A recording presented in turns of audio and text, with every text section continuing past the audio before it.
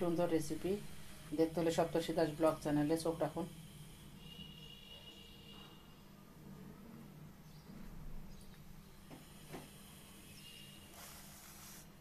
পুরোটা কীভাবে করলাম, এছাড়া সপ্তর্ষি নাচ গান সব কিছু দেখার জন্য সাধারণ মতো খেতে কিন্তু অসাধারণ লাগবে। ঘি গরম মশলা দিয়ে তৈরি করা মাংসের ফর্মুলায় খেতে অসাধারণ লাগে। যারা আমরা সবজি এবং এইভাবে খেতে পছন্দ করি, এটা রুটির সাথে পরোটার সাথে আমরা সকালের নাস্তায় ভাজির বদলে এভাবে সবজি দিয়ে নাস্তাটা করতে পারি, ভিটামিনযুক্ত হয়, ভাজা পোড়া দরকার নেই।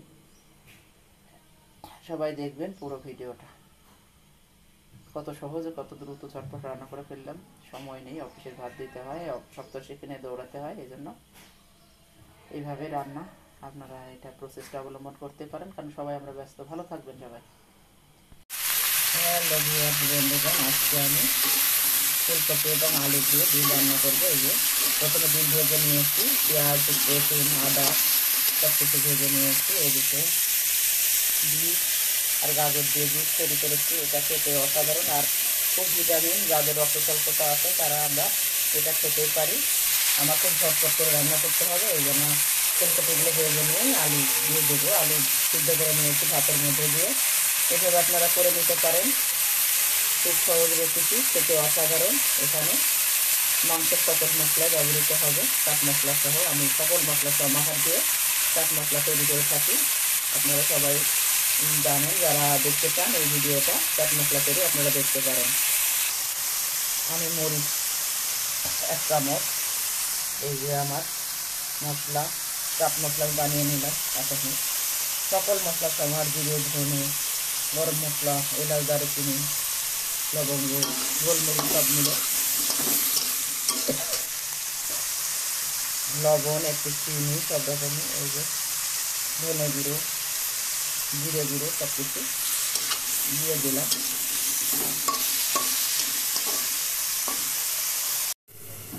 যে আমি বিট জুসটা এখন ছেঁকে নেব। এইভাবে যদি আমরা প্রতিদিন তৈরি করে খাই, আর এই যে এই মূল অংশগুলো বিট গাজরের এগুলো কিন্তু ফেলবো না, এগুলো চিবিয়ে খেয়ে নেব। এটা শিশুদের জন্য উপকারী, স্যুপ করে দিলেও হবে, আবার জুস করে দিলেও হবে ব্লেন্ডারে, খেতে অসাধারণ লাগবে।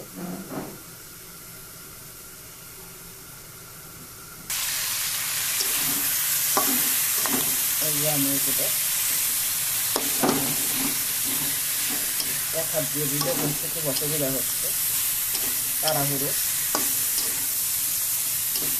আর এদিকে আমি তরকারি গরম করে নিচ্ছি। এই যে এইভাবে এই নিরামিষ তরকারিগুলো আমি রেখেছিলাম একদিন আগে, এটা গরম করে সুন্দরভাবে খাওয়া যাবে, স্বাদ একই থাকবে। নর্মাল ফ্রিজে রেখেছিলাম ঠান্ডা করে। এইভাবে যদি আমরা রান্নাটা কিছুটা এগিয়ে রাখি তাহলে উপকার হবে। এখন আমি জল দিয়ে দেবো।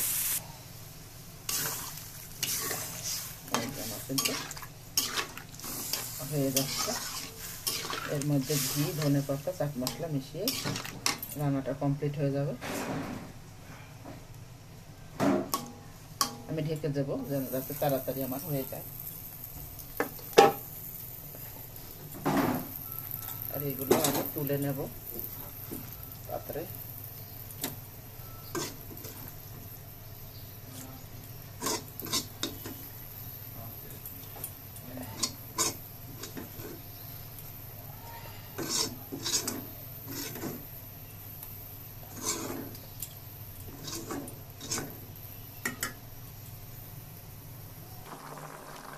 অফিসের ভাত দিতে হবে, এই যে আমি বাটি নিয়ে এসেছি। খুবই দ্রুত আমাকে করতে হচ্ছে। আমি ঘি দিয়ে দেব একটু,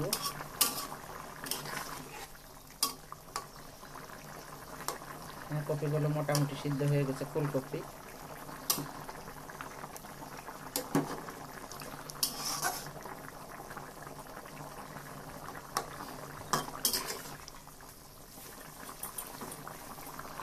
তুলে দিয়ে দিতে হবে। এইভাবে ঝটপট করে রান্না করতে হচ্ছে।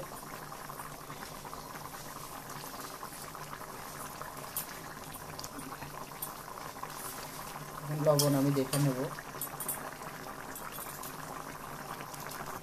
এই যে ঘি আমার শেষ হয়ে গেছে, আমি তৈরি করবো গাওয়া ঘি, আমার নিজের হাতের তৈরি। দিয়ে দেবো একটু যেটুকু আছে। এই যে আমি একটু তুলে ওর বাবাকে অফিসের জন্য দিয়ে দিচ্ছি।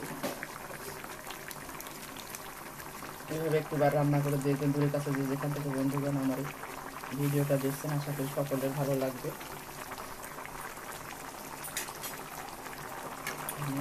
আর একটু দমে রেখে নামিয়ে ফেলবো।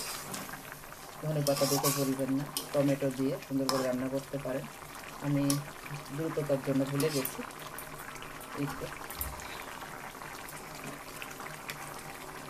আমি একটু ঢেকে আরও 2-3 মিনিট একটু সিদ্ধ করবো। সিদ্ধ হয়ে গেছে, রান্নাটা কমপ্লিট হয়ে গেছে।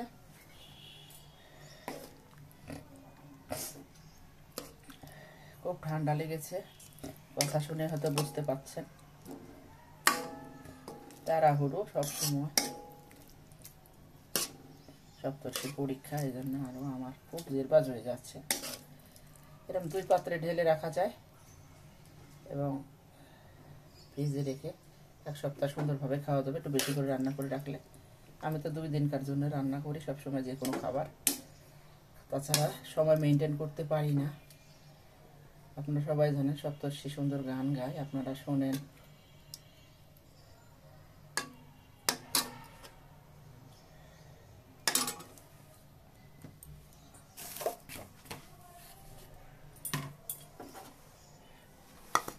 এই যে তৈরি হয়ে গেল দারুণ মজার স্বাদের ফুলকপি আলু দিয়ে, নতুন আলু ফুলকপি দিয়ে ডিমের কারি, সুন্দর রসা। খেতে কিন্তু অসাধারণ। ভাত, রুটি, পরোটা, পোলাও সব কিছুর সাথে জমে যাবে। সবাই দেখবেন please. Subscribe, like, share, comment করে পাশে থাকবেন। পুরো ভিডিও দেখবেন, একটু বেশি বেশি দেখবেন প্লিজ। বোনের পাশে থাকবেন, ছোট বোনের সাপোর্ট করবেন। সবাই সকলকে, আমরা সবাইকে সাপোর্ট করব।